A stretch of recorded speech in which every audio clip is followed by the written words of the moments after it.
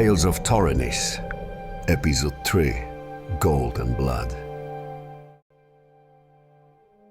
Deus's visage flickered to life, and there stood Nyx as if summoned by the mere hum of his waking circuits. The figure before him wore a strange expression, something between smug satisfaction and genuine pride. Two odd blades hung at his hips, sleek and unfamiliar, and a heavy pouch rested against his side. Without preamble, Deus broke the silence. "Where did you get those?"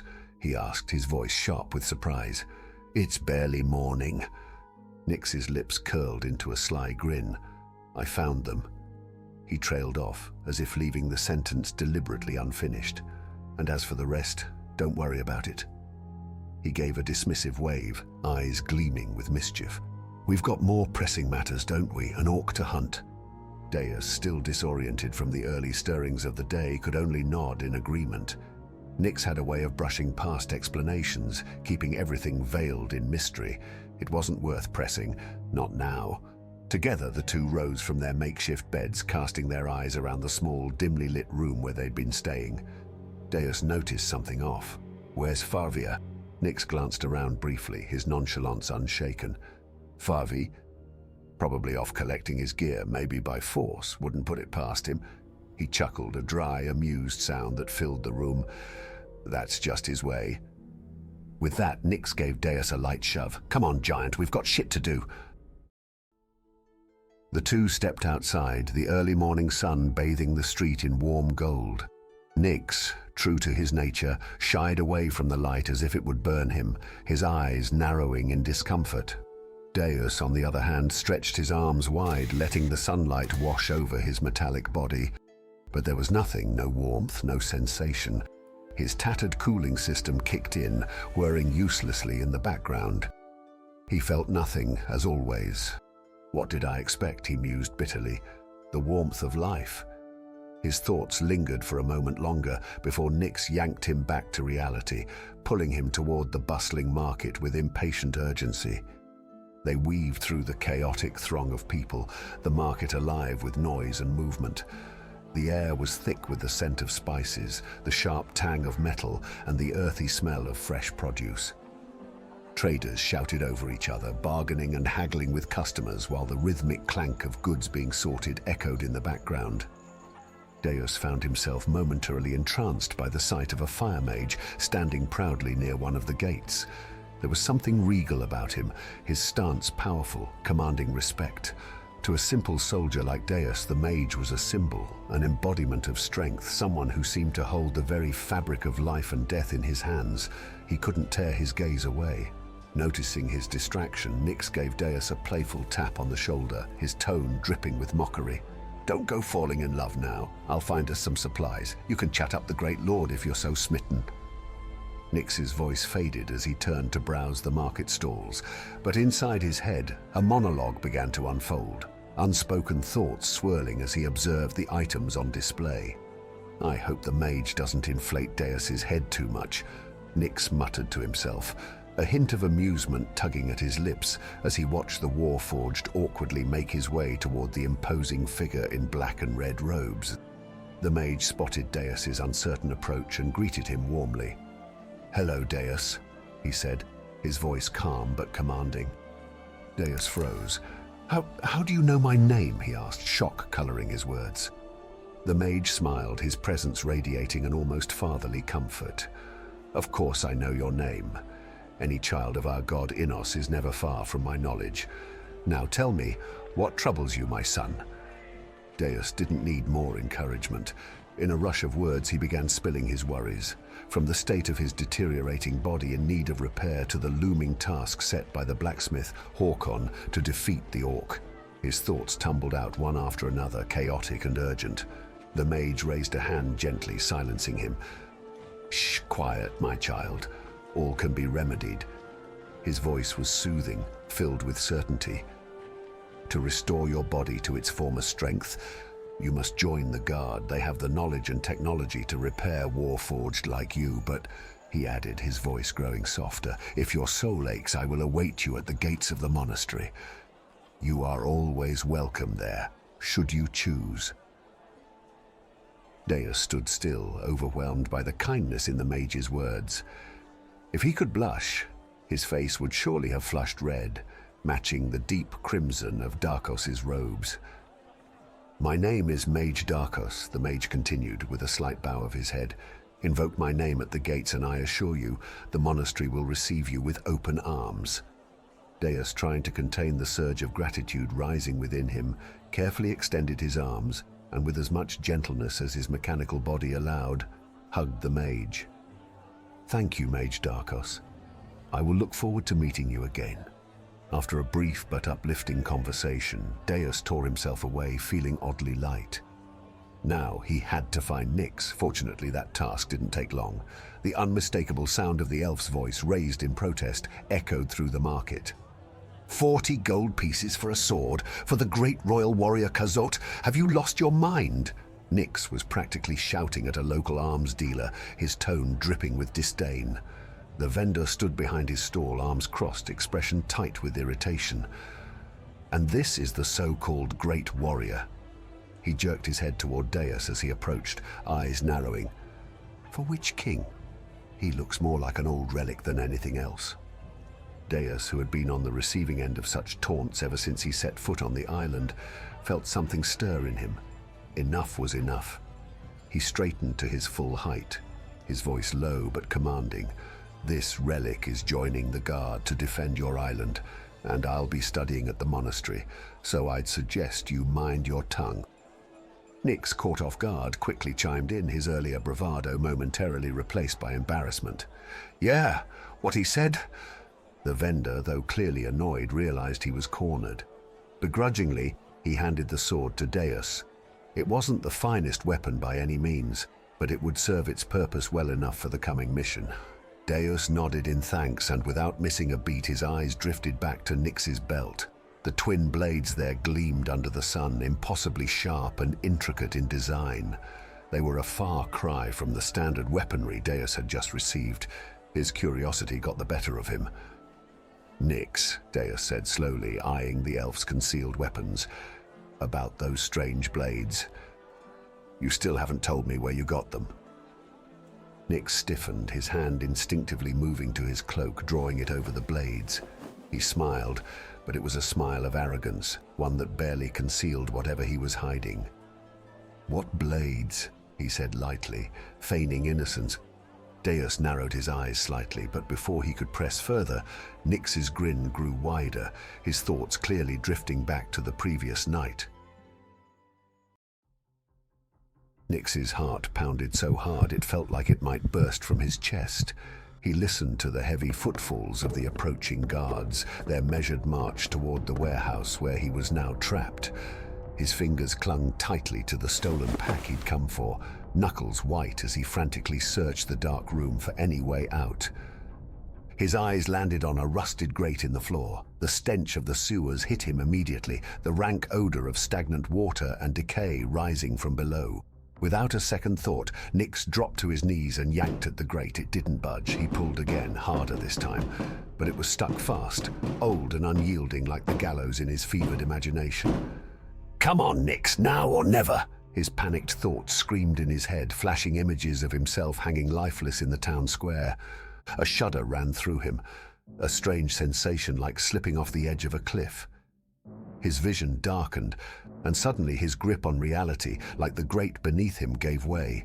He fell, crashing down through the floor, landing hard on the cold, damp bricks of the sewer below. The impact jolted him back to consciousness. "What the hell?" Nyx whispered, his eyes wide in disbelief as he lay on the filthy floor.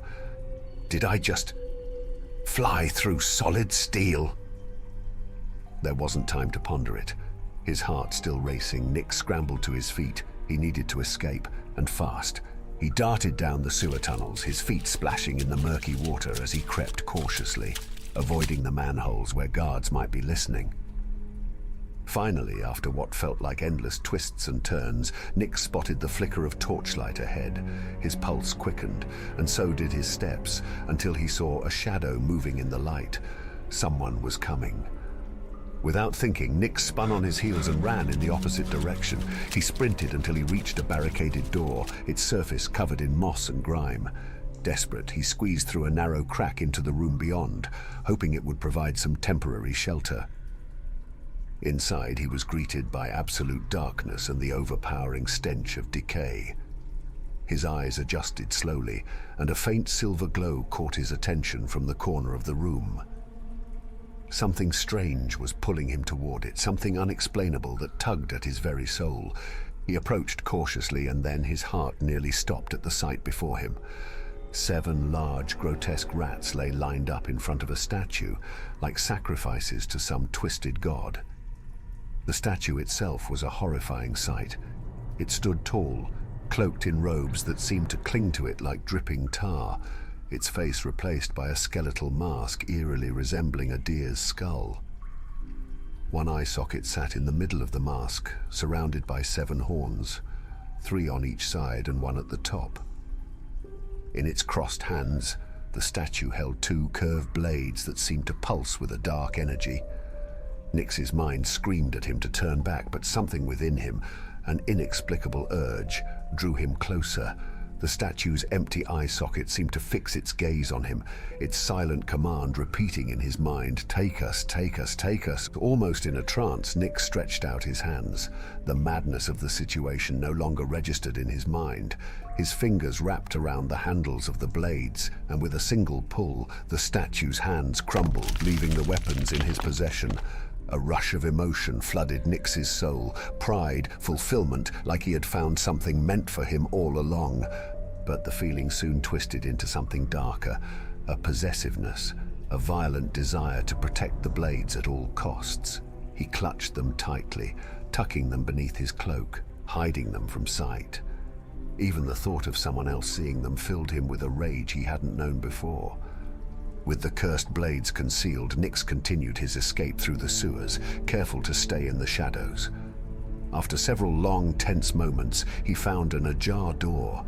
Peeking through the crack, he saw a woman seated in front of a fireplace. The room was strange, a hidden dwelling deep in the underbelly of the city. Nix crept toward her like a cat stalking prey, his blade lightly pressing against her throat before she even noticed him. But instead of panic, the woman remained calm, her voice laced with confidence. "Congratulations, Nix," she said, as if his sudden intrusion was the most natural thing in the world. "I see you've succeeded in your task. You can drop the intimidation now. One wrong move, and Ramirez here will bolt your back to the wall." Nix whipped around, startled to see a hulking figure standing in the shadows. A man with the build of a blacksmith and a crossbow aimed squarely at Nix's chest. He had been there the whole time, unseen. "What task?" Nix demanded, lowering his blade but keeping his guard up. "How do you know about any of this?" The woman smiled slyly. "You were meant to deliver a package to the port, remember? But it turns out you can leave it here instead. And don't fret about what you found in the sewers. You can keep all the junk." She said the word with a knowing smirk. "If you still don't trust us, go ahead. Check the package." Nix opened the bag, suspicion flaring in his gut. It was empty. "What the—" "Exactly." The woman's smirk widened. "This was all a test, dear Nix. We wanted to see if you were working with the guards, especially since you've been trailing that royal warforged around. But you seem to be clean, so here—" She tossed a leather pouch at him filled with coins. "A little bonus for your trouble. As for the marshweed, report to the guard at the port. They'll make sure you're welcomed." Nix caught the pouch, still reeling from the strange turn of events. The woman waved him off. "Now go. We'll be in touch when we need you again." Nodding, Nix tucked the coins into his cloak and made for the exit. As he climbed the stairs, he grinned to himself. "Two birds with one stone," he muttered. "Now to get back to the bedroom before anyone starts suspecting anything." When he finally reached the door and opened it, Nix blinked in surprise. The entrance to the thieves' hideout was literally within the inn's bedrooms. The realization hit him hard. He'd been closer to danger than he ever imagined. As he made his way past the counter, the woman behind it gave him a knowing look, her expression cold yet complicit. She was in on it too. Nix offered her a sly smile in return, his heart already racing with the thrill of what was to come.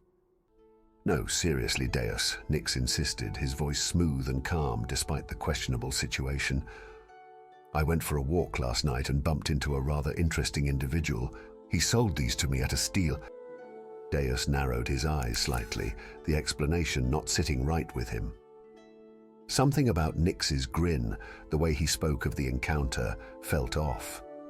But Nix had been quick to help him find a weapon earlier, and with his own sword now strapped securely to his side, Deus hesitated to push further. "Well then," Deus said slowly, his metal voice grinding out the words, "I'm glad you got yourself sorted so quickly."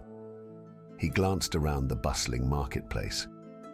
The crowd was thinning as the day moved toward noon, and he couldn't shake the feeling that something wasn't quite right. "Let's go find Farvi. I haven't seen him since this morning." Nix nodded, pulling his cloak tighter around his shoulders, the strange blades now hidden once more. "Yeah, Farvi's probably off getting into trouble. Wouldn't be like him to stay quiet for too long." Deus chuckled, though it was more of a metallic rasp than an actual laugh. "I wouldn't put it past him." The two of them set off through the winding streets of the city, the sun high overhead casting long shadows on the stone walls. As they walked, Deus's mind kept drifting back to the mage, Darkos, and the strange conversation they'd had earlier, the offer to join the guard, the path to the monastery. It all felt so purposeful. Yet here he was, following Nix, a man who seemed to dance between chaos and control, his every action filled with a hidden edge. Deus couldn't help but wonder if he was being pulled in two directions. But for now, they needed to find their missing companion. "Why the hell do you wake me up so early? Don't you know some people need their damn 7 hours of sleep to function properly?" Julius grumbled, trailing sleepily behind the focused figure of Farvi. The sun barely peeked over the horizon, casting a faint glow as the two made their way through the harbour gate. The guards stationed there exchanged whispered remarks, their voices low but taunting. "The newbie's already sick of living." Farvi completely disregarded the guard's jabs, his eyes set on the path ahead. But a lump of anxiety rose in Julius's throat. Farvi, where exactly are you leading me?" "Calm down, Julius. We're just going to catch a couple of wolves and then head back outside the walls." With that, the two plunged into the thick embrace of the forest. The rustling of leaves harmonized with the distant crashing of waves against the shore, creating a perfect symphony for hunters. "What the hell could be lurking here that Bospa warned me to avoid?" Farvi pondered, carefully navigating through the underbrush. After a while, Farvi's keen eyes caught sight of a small pack of wolves, about 4 in total. It was an unusual sight. Perhaps on this island, wolves congregated in smaller groups. The animals appeared frightened, their ears perked and eyes scanning the shadows of the dense foliage. To his surprise, Julius managed to move deftly enough to keep them unnoticed.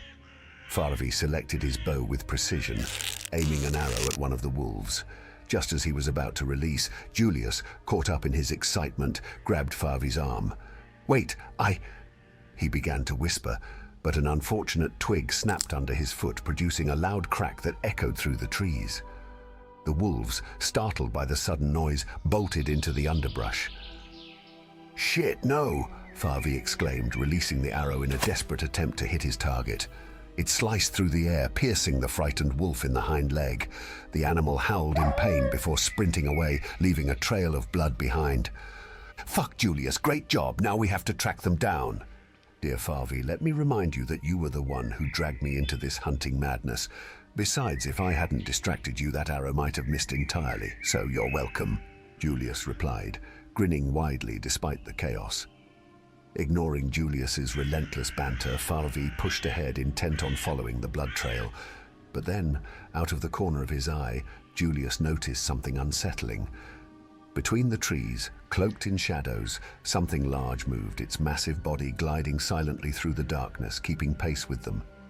Farvi, do bears attack people?" he asked, his voice trembling. "What the fuck are you talking about, Julius? There are no bears on this island," Farvi replied dismissively, though a flicker of doubt crept into his mind. Those words did little to ease Julius's growing terror. "Farvi, we need to go back. There's something out there," he insisted, his heart pounding. Skeptical yet cautious, Farvi began to scan the surroundings. The ominous figure moving between the trees didn't disappear. Instead, it crept closer, an eerie shadow drawn by the suffocating embrace of the night. The forest seemed to hold its breath as if all the birds had fallen silent, fixated on the unfolding spectacle, bracing for whatever horror was about to emerge. Farvi kept his gaze locked on the trees ahead, his bow drawn tight, waiting for the creature to reveal itself fully. Without hesitation, he let an arrow fly, the shaft cutting through the air with deadly intent. "Farvi, seriously, what was that?" Julius whispered, his voice cracking slightly. His bravado from earlier had all but vanished, replaced by genuine panic. Farvi squinted into the shadowed woods, the large figure still standing unnervingly still after being struck by his arrow. "I don't know," he admitted, his voice low and steady. "But whatever it is, it's not a wolf, and definitely not a bear." Julius shifted uncomfortably, his eyes darting to every rustle and shadow in the surrounding forest. "Well, it's something. You shot it in the head and it's just standing there. What kind of creature does that?" Farvi didn't answer, his focus locked on the beast. The forest seemed to be holding its breath, the usual sounds of rustling leaves and distant waves fading into an eerie silence.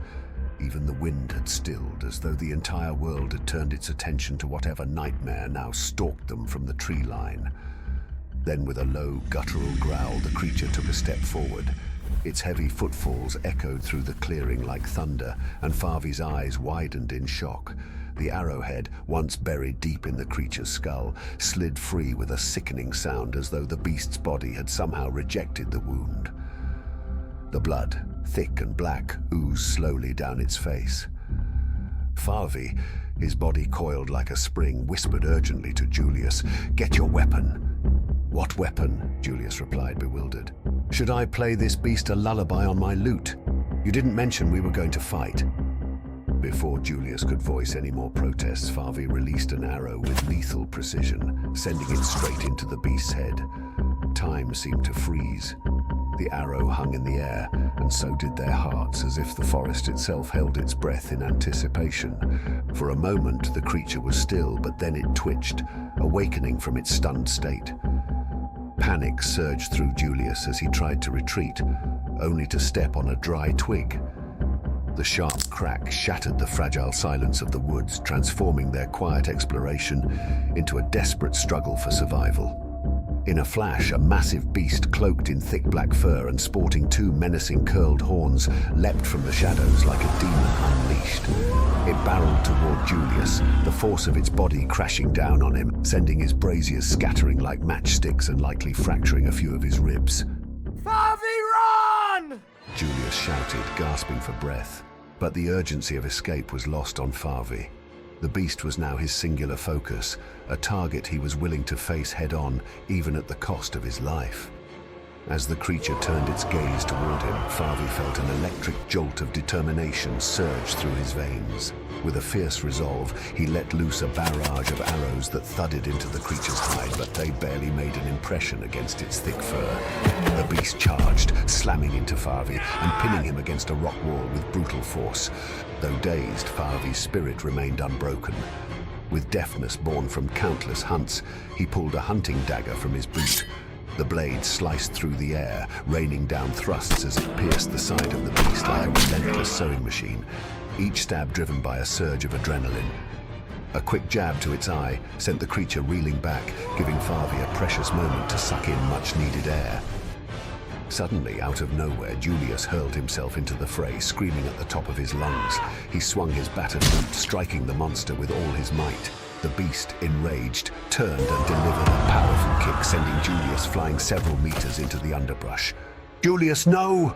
Farvi's voice erupted in a raw scream, the sight of his friend being flung through the air, igniting a feral rage within him. Ignoring the pain that throbbed through his body, Farvi slipped beneath the hulking form of the beast and plunged his blade deep into its underbelly, feeling the warm rush of its entrails spilling forth like a grotesque flood. The creature threshed, desperately trying to disentangle itself from its own insides. In a final act of defiance, it managed to snatch Favi's leg with its powerful muzzle, knocking him back against the unforgiving rock wall. Dazed and stunned, Favi fought to regain his senses, but even as his vision blurred and darkness threatened to close in, he couldn't look away from the beast that loomed before him, slowly advancing with a predatory glare. Favi's vision blurred as the beast towered over him, its monstrous form a silhouette against the faint glow of dawn creeping through the trees. His body ached, and every breath felt like fire, but he refused to let go of consciousness. The taste of blood filled his mouth, and he knew the beast would finish him any moment now. The beast lumbered forward, its massive jaws dripping with saliva and blood. Its dark eyes glinted with the fury of a cornered animal, and with every ragged breath it took, the forest seemed to grow quieter, as though even nature itself feared the outcome of this deadly encounter. Favi, too weak to rise, struggled to lift his arm, the dagger still slick with the creature's blood. His hand shook, the weight of the blade suddenly feeling too heavy. His thoughts drifted to Julius. Was he still alive after that brutal kick? And Deus, Nyx, he couldn't let them down. He couldn't die here, not like this.